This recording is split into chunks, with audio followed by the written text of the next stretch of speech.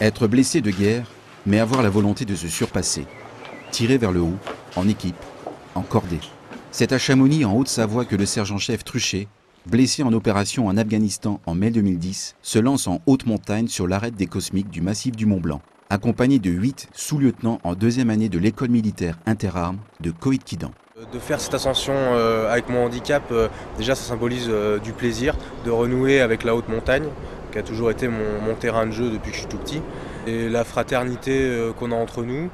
Certains étaient au bataillon en même temps que moi, un est un camarade de promotion de l'EMHM, donc forcément, spontanément, au début, ils m'ont proposé ça, donc il y a déjà 1 an et demi.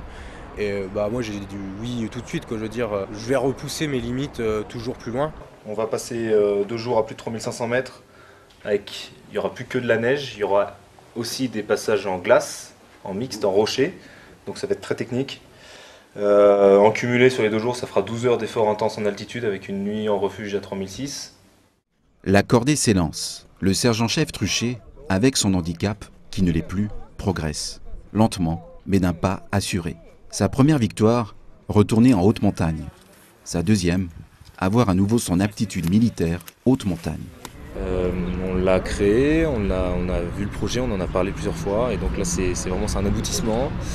Et c'est une grande fierté pour moi et pour toute l'équipe, pour lui, je pense aussi pour nos accompagnants de l'école militaire d'haute montagne. On a voulu faire un peu plus qu'un projet montagne habituel qui se fait chaque année à l'UMIA et y mettre cette notion pour parler des blessés de l'armée de terre, parce que ça nous touche tous, puisque ça pourrait tous nous arriver. Avec son ambition et sa ténacité, le sergent-chef Truchet travaille déjà sur l'ascension du Mont Blanc. Voilà, 2 ans après, on est capable de faire des choses, des grandes choses. Et donc voilà, la vie s'arrête pas et il faut la vivre à fond et rien s'interdire.